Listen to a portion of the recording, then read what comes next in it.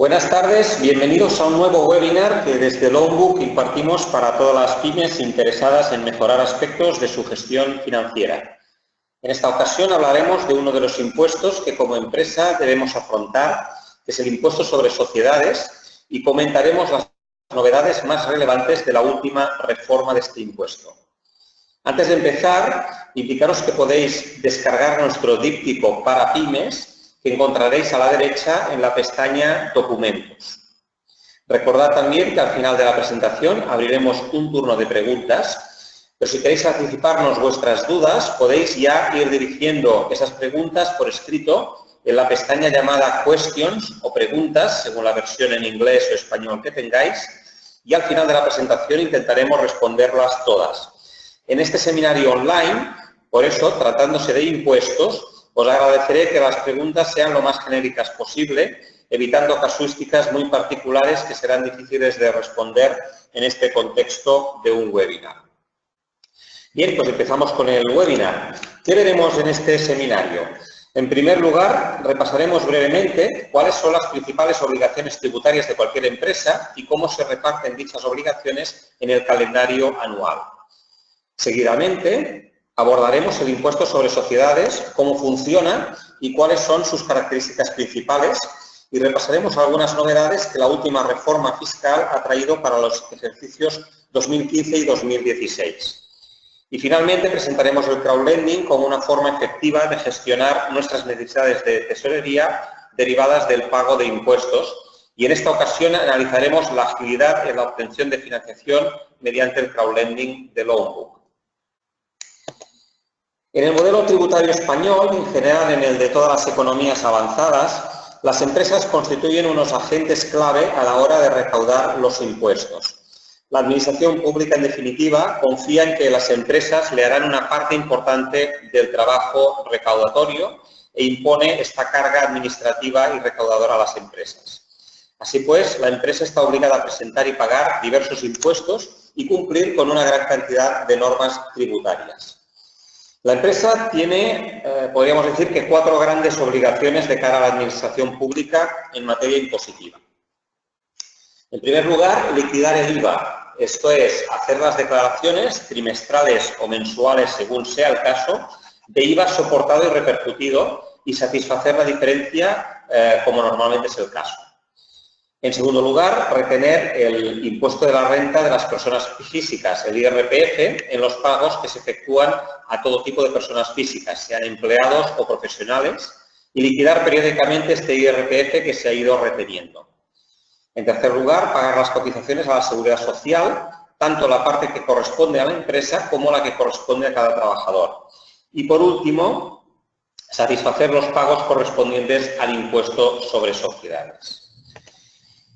Como podemos ver en el calendario de impuestos, la empresa está obligada a ir satisfaciendo obligaciones tributarias durante todo el año, de forma constante. Por tanto, es muy importante tener una buena planificación de la tesorería que deberemos tener para ir atendiendo todas estas obligaciones.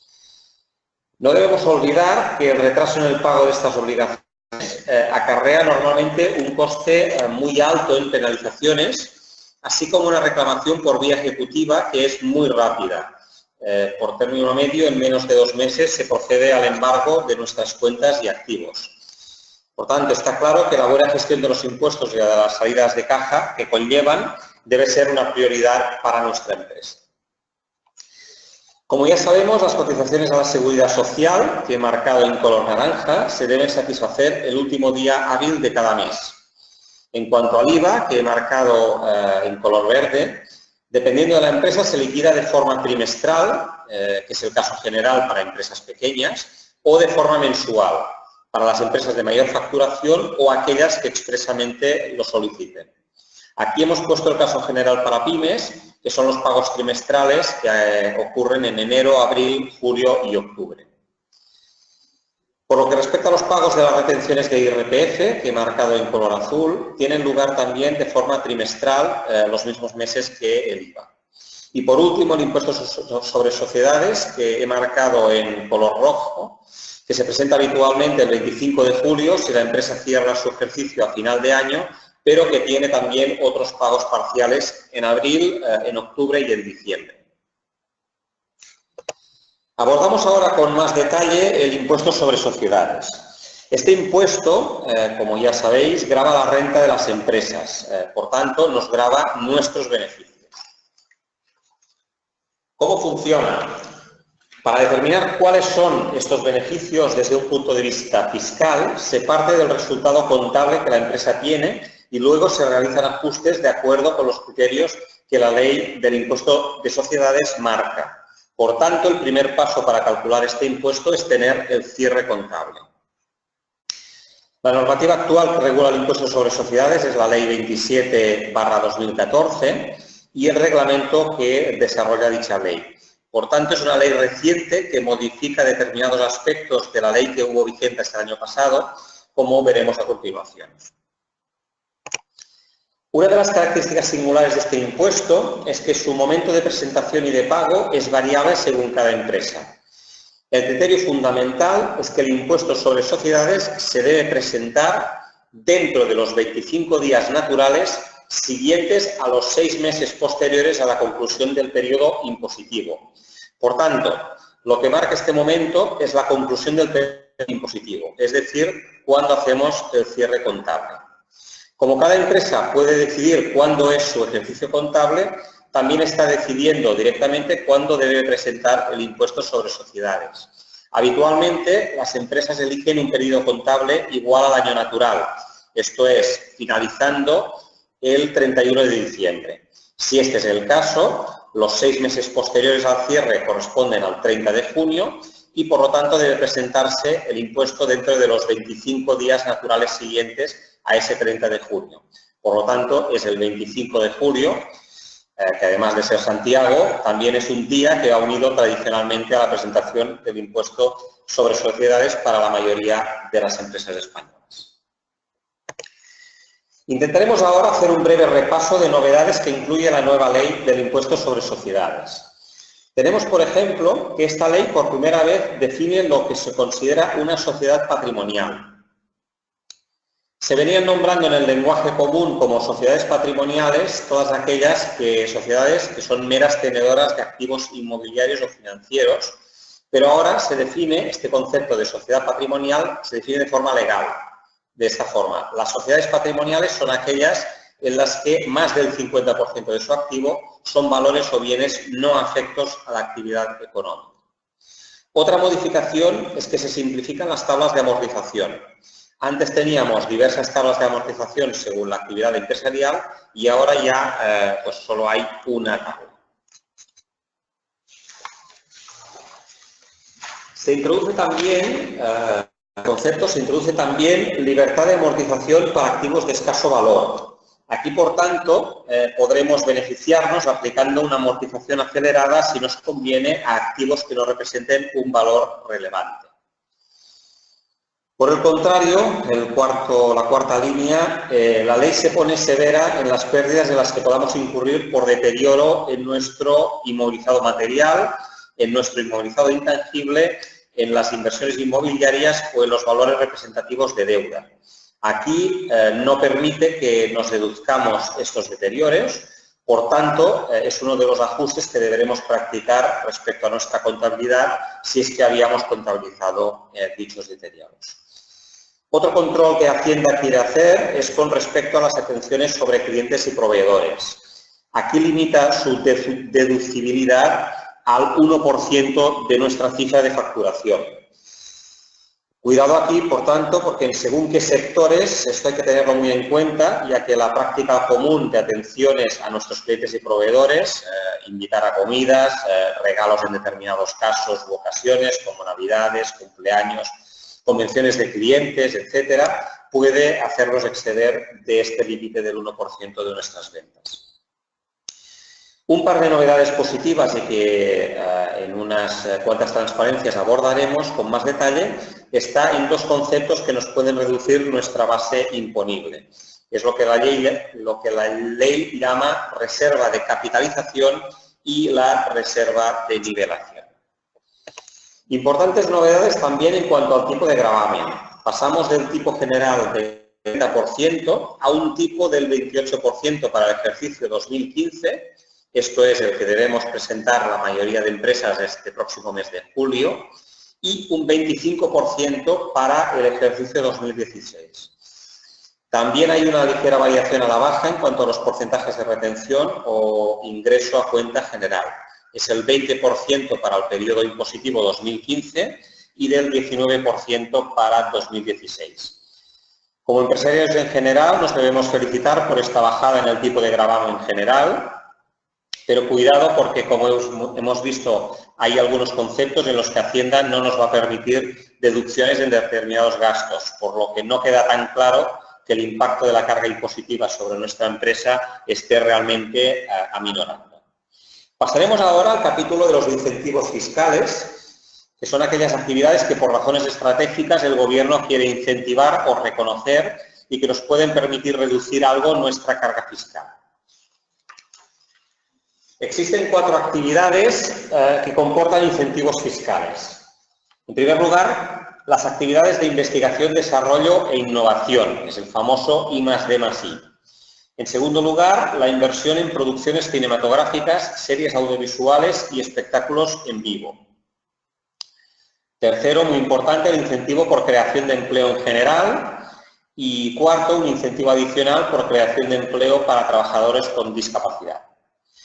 Para las empresas de reducida dimensión, que fundamentalmente son aquellas con una facturación inferior a 10 millones de euros, y por tanto entiendo que la gran mayoría de los que estáis atendiendo este seminario online estáis en este grupo de empresas con una facturación inferior a 10 millones de euros, la ley introduce, digamos que una de cal y otra de arena. En la de arena, la parte negativa, por un lado nos quita determinados privilegios que teníamos como empresas de reducida dimensión respecto a las grandes, ya que se elimina la escala de tributación especial que existía para estas empresas pequeñas. También se elimina la libertad de amortización para bienes de escaso valor, ya que esto ya se generaliza para todo tipo de empresas. Y también nos quita la posibilidad de amortización acelerada para elementos patrimoniales objeto de reinversión. Digamos que para compensar por estas malas noticias para las empresas de reducida dimensión, la ley ha introducido una novedad interesante, como es la de la reserva de nivelación de bases imponibles. En otras palabras, se permite la minoración de pérdidas fiscales con bases imponibles positivas generadas anteriormente. Esto posibilita hasta un 10% de reducción en nuestra base imponible. Vamos a ver ahora con un ejemplo en qué consiste la llamada reserva de capitalización a la que hacía mención anteriormente. Uno de los problemas que el tejido empresarial español tiene respecto a otros países es un excesivo grado de endeudamiento y escasez de capitalización. Es por ello que el Gobierno ha querido introducir un incentivo para fortalecer los fondos propios de las empresas con la llamada reserva de capitalización. La reserva de capitalización consiste en que se permite a aquella empresa que incremente sus fondos propios una reducción en la base imponible del 10% de dicho incremento de fondos propios. Yo creo que un ejemplo nos lo aclarará mucho mejor. Supongamos que nuestra sociedad tuvo en 2014 unos beneficios de 100.000 euros y decidimos no repartir dividendo alguno, destinando la totalidad en forma de reserva voluntaria. Lógicamente, con ello, nuestros fondos propios en 2014 se habrán incrementado en estos 100.000 euros de reservas voluntarias. Pues bien, en el ejercicio siguiente, el 2015, el que ahora vamos a tributar, podremos reducir nuestra base imponible en un 10% de aquellos 100.000 euros de incremento de fondos propios. Por tanto, es una reducción de 10.000 euros sobre la base imponible que hayamos tenido en 2015. Observemos que esta medida reduce un 10% nuestra base imponible, por tanto nos aminora de una forma muy relevante nuestro tipo efectivo de gravamen. Del 28% pasaremos a solo un 25,2% y del 25% que tengamos en 2016 al 22,5% de tipo efectivo de gravamen. Como requisitos para aplicar esta reserva de capitalización hay dos. Uno es que se mantenga durante 5 años, esto es, que no repartamos dividendos sobre ese incremento de reservas voluntarias y que el importe de la reducción no supere el 10% de nuestra actual base imponible. Esto es, en el ejemplo anterior, si en 2015 nos ha ido un poco peor y, por ejemplo, en vez de 100.000 euros de beneficios solo tenemos una base imponible de 50.000 euros, pues solo podremos reducir 5.000 euros, no 10.000 euros este ejercicio, pero los 5.000 euros que no nos hayamos podido deducir, nos los podremos reducir en los siguientes 2 años. Vamos a hablar ahora de la reserva de nivelación. Para las empresas de reducida dimensión, que recordemos son aquellas con facturación inferior a 10 millones de euros, se introduce una interesante novedad, que es la de permitirnos reducir nuestra base imponible un 10% para compensar pérdidas futuras de los próximos 5 años. ¿Cuándo puede ser interesante aplicarnos esta reserva de nivelación? Pues en los casos en que hayamos obtenido beneficios en 2015 y, por tanto, seguramente vamos a tener una base imponible positiva en este 2015, pero prevemos que vamos a tener pérdidas en alguno de los próximos ejercicios. El único requisito es que dicha reserva de nivelación no supere el 1.000.000 de euros y, obviamente, si finalmente no se dan las bases negativas que habíamos previsto, Hacienda nos exigirá revertir dicho importe, pero sin penalización alguna. Por tanto, diríamos que es aconsejable aplicarla y no perderemos nada y como máximo habremos diferido 5 años del pago de un impuesto, lo cual, pues bueno, siempre resulta interesante. Bien, hemos hecho un repaso de las principales novedades del impuesto sobre sociedades y solo nos queda hacer unas recomendaciones básicas para una gestión óptima de este impuesto. En primer lugar, recordar hacer los ajustes necesarios sobre el resultado contable. Hemos visto que si bien este impuesto tiene su base en nuestra contabilidad, no debemos olvidar que Hacienda considerará determinadas partidas de forma distinta a nuestros criterios contables, por lo que es necesario el consejo de un experto fiscalista que verifique y realice los ajustes que sean necesarios para que nuestro resultado fiscal o base imponible sea conforme a las normas del impuesto. En segundo lugar, tener en cuenta que a lo largo del año ya hemos efectuado retenciones y pagos a cuenta y que estos nos reducen el pago a efectuar del impuesto. Tercero, hacer un repaso exhaustivo de las deducciones o reducciones a la cuota. En especial, recordar algunas de las que hemos visto en este seminario.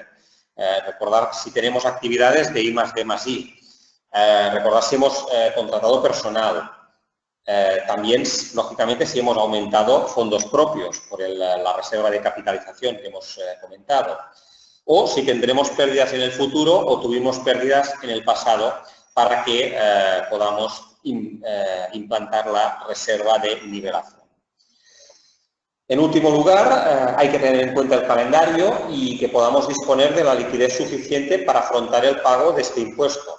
En especial, hay que tener en cuenta que para el caso general en que se presenta el impuesto sobre sociedades y se paga el impuesto el 25 de julio, coincide prácticamente en fechas con el pago del IVA del segundo trimestre y con el pago del IRPF del segundo trimestre. Además de, internamente, pues podemos tener gastos como las pagas dobles de julio. Por lo que la necesidad de financiación en este momento del año, a finales de julio, es muy frecuente. Cuando hablamos de financiación, obviamente nuestra fuente principal son los bancos, pero como algunos de vosotros ya sabéis, tenemos también como fuente complementaria y cada vez más común el crowdlending, como el que ofrecemos en la plataforma Loanbook. Vamos, por tanto, a presentar brevemente en qué consiste el crowdlending y qué ventajas para una financiación ágil y transparente tiene respecto a la financiación bancaria. Para aquellos que no estén familiarizados con este concepto, con el crowdlending, lo definimos como una financiación alternativa complementaria a la financiación bancaria, en la que múltiples inversores están compitiendo para financiar a las empresas. La forma más frecuente es que un préstamo que pide una empresa se financia con varios inversores y, en el caso de Loanbook, a un precio competitivo y, sobre todo, de forma muy ágil. Es una forma de financiarse que todavía parece novedosa para muchas pymes españolas, pero que es algo muy habitual en los países europeos más avanzados y todos los estudios indican que va a crecer muchísimo en los próximos años en nuestro país. Si tuviéramos que resumir las ventajas del crowdlending de Loanbook en 3, diríamos, en primer lugar, la agilidad. Loanbook es capaz de analizar a la empresa y conceder un importe y unas condiciones en menos de una semana, normalmente 3 días. Pero no solo el análisis es mucho más rápido que en un banco, que tarda de media entre 4 y 6 semanas en respondernos a una solicitud de crédito, sino que el abono del préstamo a la cuenta de la empresa es inmediato. Esto diferencia a Loanbook de otras plataformas que deben esperar varias semanas a que los inversores hayan hecho una puja y una transferencia de sus fondos a la empresa. En Loanbook, en una semana estará el préstamo analizado, concedido y los fondos en la cuenta bancaria que la empresa nos haya indicado. En segundo lugar, la transparencia. En Loanbook solo hay 2 costes en cada operación. El tipo de interés, que es lo que reciben íntegramente los inversores que han prestado el dinero, y la comisión de gestión que cobra Loanbook por haber conseguido esta financiación. Esta comisión oscila entre un 1,5 y un 2% en términos anuales. Y todavía más importante, aquí no habrá venta cruzada, ni seguros, ni planes de pensiones, ni fondos de inversión, ni acciones del banco, ni otros costes más o menos ocultos. Ni siquiera hay que abrir una cuenta sobre la que el banco pues, nos pueda empezar a cobrar por los servicios más diversos. Por último, y yo diría que no menos importante, ya que es una ventaja de tipo más estratégico, es la diversificación. De la misma manera que como empresa necesitamos diversificar nuestros proveedores y nuestros clientes, también debemos diversificar nuestras fuentes de financiación. Y no vale con abrir más bancos, porque los bancos tienen todos los mismos problemas y se comportarán igual en cada momento, abriendo o cerrando el grifo del crédito a la misma vez.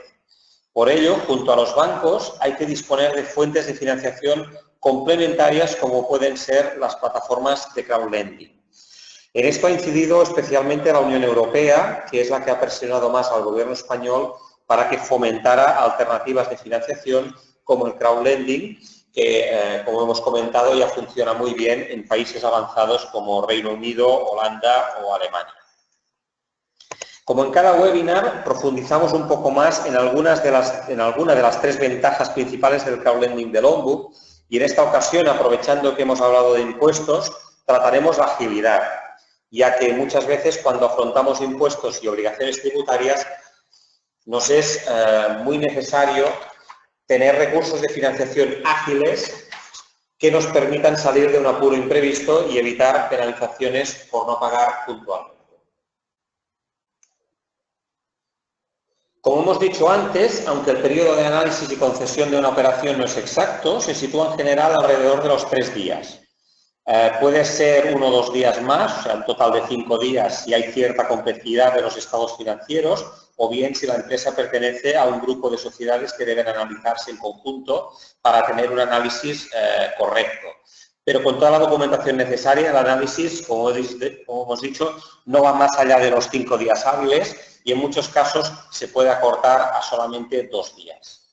Hemos representado en este gráfico el proceso de financiación y, como podéis ver, la documentación necesaria es bastante sencilla y habitual, es la que acostumbran a pedir las entidades bancarias.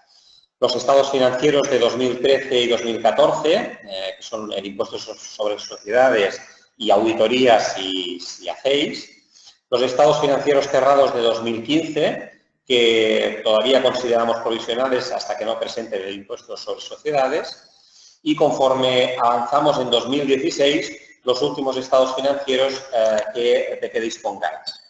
Las declaraciones trimestrales o mensuales del IVA, tanto del año anterior como del año en curso, el modelo 347 de clientes y proveedores superiores a 3.000 euros, y por último, para tener una foto precisa de los recursos ajenos de la empresa, pedimos tanto la ficha CIRBE, que es la ficha que el Banco de España tiene de nuestros riesgos en los bancos, es una ficha que se pide fácilmente a través de la web del Banco de España, y también pedimos un detalle del pool financiero, que son todas aquellas líneas de financiación y préstamos que la empresa tiene tanto de sus bancos como de otros proveedores de financiación.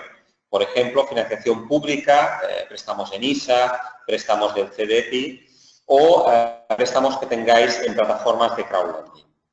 Esta documentación se somete tanto a nuestro modelo interno de rating, que da una calificación a la empresa, como a un análisis subjetivo por parte de nuestro equipo de analistas expertos. De aquí pueden surgir algunas aclaraciones o solicitar, en algún caso, documentación adicional para verificar pues, algún dato que requiramos a la empresa. La calificación o rating de la empresa determina las condiciones de financiación, tipo, comisión, importe, plazo y garantías. Si la empresa acepta estas condiciones, se puede formalizar el contrato en 24 horas. Es un contrato privado donde la empresa se ahorra costes notariales y la empresa entrega como documento de pago de la cuota o cuotas a devolver uno o varios pagarés. Con la firma del contrato y la entrega del pagaré hacemos la transferencia de forma inmediata. A partir de aquí, la empresa no se debe preocupar de nada más, ya que nos encargamos nosotros de presentar el pagaré a su vencimiento y de devolver las cantidades prestadas a los inversores de la plataforma Loanbook. Aquí tenemos gráficamente una comparativa de los tiempos de respuesta. Aquí hay que decir que según el banco el tiempo de análisis varía, pero que en general es mucho más largo que el tiempo de análisis en Loanbook. Digamos que mientras un banco muy ágil puede respondernos en unas 2 o 3 semanas, en general los bancos tardan entre 4 y 6 semanas en tener a punto nuestro crédito. Por el contrario, en la plataforma Loanbook el proceso es mucho más rápido y ágil, lo que no implica menos riguroso, tan solo es que aplicamos tecnología y una orientación al cliente empresa superior al de los bancos y lo habitual es que todo el proceso apenas tarde una semana. Como ya es habitual, comentamos el caso de éxito de una empresa que ha sido financiada en la plataforma Loanbook. Como en este seminario hemos tratado la agilidad como una de las grandes ventajas de financiarse con Loanbook, ponemos como ejemplo, y sin ir más lejos, una de las últimas operaciones que se acaba de presentar en el marketplace de Loanbook. En este caso, la empresa se dedica al comercio de calzado, tanto mediante tiendas físicas como a través del canal online, y nos solicitaba un préstamo a 90 días para financiar la compra de stocks de la temporada de verano. Bien, pues en este caso llegó la solicitud de financiación el viernes 1 de abril, se analizó y resolvió el martes 5 de abril en apenas 48 horas y se formalizó el jueves 7 de abril a las 9 de la mañana. En menos de una semana esta empresa tenía el importe de 100.000 euros abonado en su cuenta bancaria. Obviamente la empresa y sus gerentes quedaron gratamente sorprendidos por la rapidez, pero también por la transparencia de todo el proceso y de los costes asociados, con solo un tipo de interés y una comisión y sin nada de venta cruzada ni condicionantes como estaban acostumbrados en sus bancos habituales. Tenemos, por tanto, otra empresa satisfecha que no dudará en pedir financiación a Loanbook dentro de unos meses cuando deba afrontar la campaña de Navidad. Y es que nuestro objetivo es tener empresas que vean a la plataforma Loanbook como un proveedor financiero más dentro de su pool y soliciten de forma recurrente créditos para financiar sus necesidades de circulante. Cada vez son más las empresas que conocen y disfrutan de las posibilidades que da el crowdlending y el servicio que les está ofreciendo Loanbook. Y es que Loanbook, además de una plataforma tecnológica que permite la financiación ágil y transparente, cuenta ante todo con un equipo de profesionales con amplia experiencia en el ámbito financiero y en especial disponemos de un equipo comercial para empresas que conoce las necesidades financieras de la PYME y les puede dar una respuesta rápida y muy profesional. La calidad del equipo humano de Loanbook es sin duda lo que hace de nuestra plataforma la líder en financiación a pymes mediante crowdlending, con más de 250 operaciones realizadas hasta la fecha y un ritmo de concesión de créditos durante el primer trimestre de 2016 de 1 millón de euros cada mes, lo que representa que somos la plataforma que más créditos está consiguiendo para las pymes en nuestro país. Esta cifra de 1 millón de euros, sin duda, se irá incrementando de forma sostenida durante todo este ejercicio 2016. Loanbook, un proveedor financiero complementario a la banca para cualquier necesidad de circulante de nuestras empresas. Seguidamente pasamos al espacio habitual para que los asistentes al seminario online puedan formular preguntas sobre el tema de hoy, el impuesto sobre sociedades o la gestión del pago de impuestos, o bien dudas que hayan quedado sobre el crowdlending como fuente complementaria de financiación. Recordamos que podéis escribir las preguntas en el panel de control, en la pestaña desplegable, donde pone preguntas o questions según la versión que tengáis. Bien. Alex ya nos había puesto una pregunta y empezaremos con él. Alex nos pregunta, si tuviéramos que financiar un pago de impuestos, ¿a qué plazo se podría financiar? Entiendo que en la plataforma Logbook. Bien, Alex, financiar un pago de impuestos, el pago de impuestos es una necesidad de circulante y como tal, pues puede ser financiada hasta 12 meses. Yo aconsejaría que el pago de un impuesto, normalmente no son importes muy elevados, se haga mediante una operación a 120, 180 días, pero si la empresa, pues porque es un importe pues muy elevado o porque pues, por su tesorería lo necesita, se puede hacer un préstamo hasta 12 meses con cuotas trimestrales, por ejemplo. Santiago pregunta, ¿los gastos de atención al personal, como cesta, comidas, etcétera, están igual incluidas como atenciones a clientes y proveedores? Bien, sí, aquí pueden haber diversas interpretaciones, pero digamos que la doctrina dice que sí, que lo que son cestas, comidas, están incluidas dentro de todo el epígrafe de atenciones a clientes y proveedores y, por tanto, tienen esta limitación en la deducibilidad del 1% de nuestra facturación.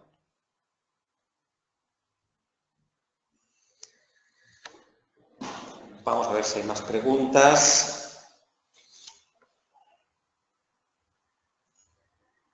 José nos pregunta cómo se trata fiscalmente un préstamo en Logbook. Muy bien, aquí José, porque une el tema del que estábamos abordando, que era la fiscalidad, ¿no? El impuesto, los impuestos y el crowdlending.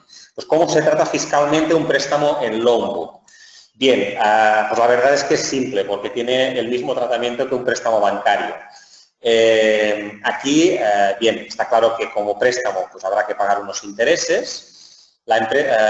Los intereses que se paguen son un gasto deducible a efectos del impuesto sobre sociedades. Y en cuanto a la comisión de apertura, que la empresa paga a Logbook, a la plataforma, pues, por los servicios de haber puesto este préstamo a disposición de los inversores, la comisión de apertura que se paga es también un gasto deducible. Además, esta comisión de apertura lleva IVA y, por tanto, este IVA soportado también se deduce en la declaración de IVA como IVA soportado. Hay otra pregunta. Pilar pregunta, ¿cuál es el plazo máximo para devolver un préstamo? Si el préstamo se devuelve de golpe o a plazos, y el tipo de interés si depende del rating. Bien, son varias preguntas. El plazo máximo para devolver un préstamo en la plataforma Logbook es de 24 meses. El máximo que tenemos es de 24 meses. Y si se devuelve de golpe o a plazos. Bien, mira, si es un préstamo hasta un año, es un préstamo a 90 días, a 180 días, a 240 días, se puede devolver en un solo plazo, un plazo al vencimiento. Si son préstamos de 1 a 2 años, entonces sí que hay que devolverlo a plazos y normalmente los plazos son trimestrales. Por tanto, en resumo, préstamos hasta 200 y pico días se pueden hacer con cuotas trimestrales, pero también se puede hacer total capital e intereses al vencimiento. Préstamos entre 1 y 2 años se piden pagos normalmente trimestrales. El tipo de interés, efectivamente, Pilar, depende del rating.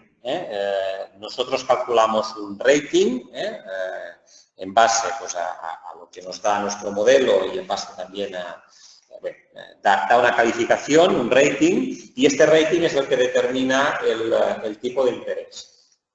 De manera general, indicativamente, podemos decir que las empresas más solventes, las que tienen mejor rating, tienen tipos del 4 al 5%.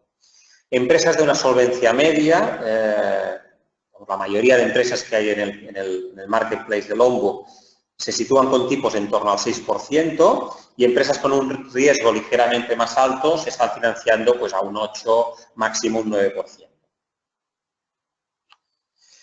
No sé si queda alguna pregunta más. No me parece que haya más preguntas. Bien. Sí, queda una. Alejandro pregunta cómo son las tasas de interés que cobran en comparación al resto del mercado.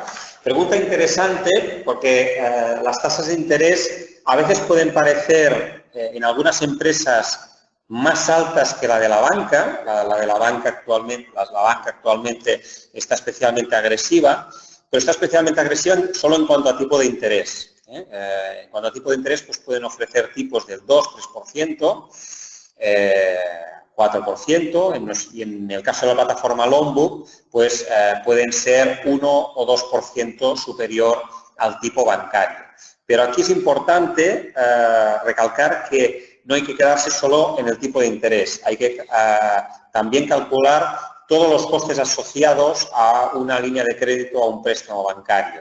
Y un banco necesita rentabilizar estos créditos. Un banco, por regla general, si no gana un 10% en cada crédito, no va a conceder este crédito. Por tanto, ¿cómo va a conseguir llegar a este 10%? Pues cobrando un tipo de interés del 3 o del 4%, pero luego cobrando toda clase de comisiones y, sobre todo, con la venta cruzada. Y es por eso, pues, por lo que nos venden seguros de vida, de seguro multirriesgo, nos intentan, pues, colocar acciones del banco, tener saldos en fondos de inversión o tener la operativa del propietario o del equipo directivo de la empresa. Con esto consiguen esta rentabilidad adicional que les permite este 10%.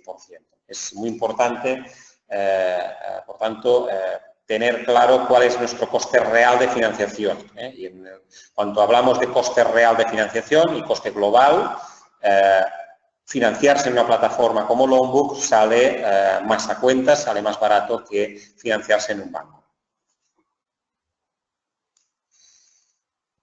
Santiago pregunta, la solicitud de aplazamiento es de 30.000 euros por impuesto o creo por la totalidad de la deuda. No sé si puede especificar un poquito más de qué se trata, porque no acabo de entender un poco la pregunta. Vale, Inés.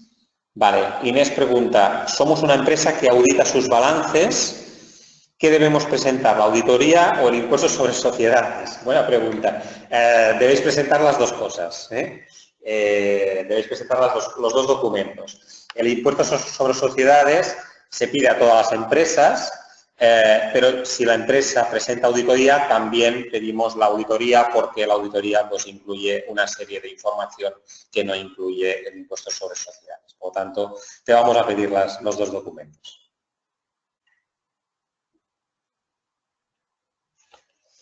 Bien, yo diría a Santiago, si acaso que, como es una cuestión específica que no acabo de ver su alcance, pues si acaso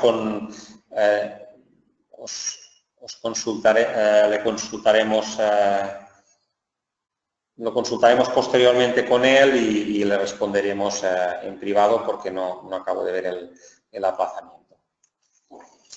Bien. Pues parece que ya no hay más preguntas. Efectivamente, no hay más preguntas. Pues solo nos queda agradeceros vuestra asistencia al webinar de hoy y vuestra participación. Esperamos que haya sido de utilidad y os emplazamos a nuestro próximo seminario online del 17 de mayo, en donde hablaremos de cómo presentar correctamente una solicitud de financiación para mejorar nuestras posibilidades de obtener crédito, tanto en un banco como en una plataforma de crowdlending como Lombok. Ya sabéis, cada mes un seminario diferente para gestionar mejor las finanzas de vuestra empresa. En nombre de todo el equipo de Loanbook, saludos cordiales y hasta nuestro próximo webinar.